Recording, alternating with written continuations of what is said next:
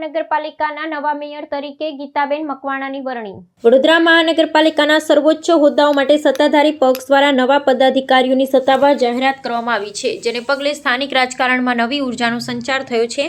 પાલિકાના નવા મેયર તરીકે વરિષ્ઠ અગ્રણી ગીતાબેન મકવાણાની પસંદગી કરવામાં આવી છે, જ્યારે મહાનગરપાલિકાની તિજોરી ને વહીવટની મુખ્ય ધુરા સમાન સ્થાયી સમિતિના અધ્યક્ષ તરીકે વર્ષાબેન વ્યાસને મહત્વની જવાબદારી સોંપાઈ છે। મહાનગરપાલિકાના સભાખંડમાં યોજાયેલી વિશેષ સામાન્ય સભા દરમિયાન આ નામોની સત્તાવાર જાહેરાત સાથે નિયુક્તિ પ્રક્રિયા પૂર્ણ કરવામાં આવી હતી। આ નવી વહીવટી પાંખની પુનઃરચના આગામી અઢી વર્ષની મુદ્દત માટે અત્યંત નિર્ણાયક માનવામાં આવી રહી છે। નવનિયુક્ત મેયર ગીતાબેન મકવાણાએ પદભાર સંભાળતાની સાથે જણાવ્યું હતું કે શહેરના સર્વાંગી વિકાસ, સ્માર્ટ સિટી અંતર્ગત ચાલતી વિવિધ પરિયોજનાઓ અને નાગરિકોને પ્રાથમિક સુવિધાઓ સમયસર પૂરી પાડવી એ તેમની મુખ્ય અગ્રતા રહેશે। બીજી તરફ સ્થાયી સમિતિના નવનિયુક્ત અધ્યક્ષ વર્ષાબેન વ્યાસે પાલિકાના નાણાકીય શિસ્તને વધુ મજબૂત કરવા અને જનહિતના અટકેલા વિકાસલક્ષી કાર્યોને ઝડપથી મંજૂરી આપી વેગવંતા બનાવવાનો મક્કમ નિર્ધાર વ્યક્ત કર્યો છે। નિષ્કર્ષમાં વડોદરાના આ રાજકીય નેતૃત્વ પરિવર્તનને પક્ષના વરિષ્ઠ નેતાઓ, કાઉન્સિલરો અને કાર્યકરોએ આવકારી નવા પદાધિકારીઓને પુષ્પગુચ્છ અર્પણ કરી શુભકામનાઓ પાઠવી હતી।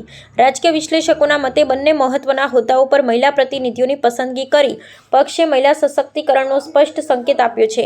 આગામી સમયમાં ચોમાસાની ઋતુ પૂર્વે પૂર નિયંત્રણ, રસ્તાઓનું નવીનીકરણ અને પીવાના પાણીની સમસ્યાઓનો ઉકેલ લાવવો એ આ નવી જોડી માટે પ્રથમ અગ્નિ પરીક્ષા સાબિત થશે, જેમના વહીવટ પર હવે સમગ્ર વડોદરાવાસીઓની મીટ મંડાયેલી છે। ત્યારે લોકસભામાં અને વિધાનસભામાં 33% અનામત આપણે લાવવું હોય તો મહિલાઓને નેતૃત્વ કરવા માટે આગળ લાવવી ખૂબ જરૂરી છે અને મને લાગે છે કે એ જ અનુસરીને જે અમારા માન્ય પ્રધાનમંત્રીજીનું વિઝન છે મહિલાઓને આગળ કરવા માટેનું, એ જ વસ્તુને, એ જ વિષયને સાંકળીને આજે વડોદરા મહાનગરપાલિકામાં પણ 5 મુખ્ય હોદ્દાઓમાંથી 3 હોદ્દાઓ મહિલાઓ માટે જાહેર થયા છે।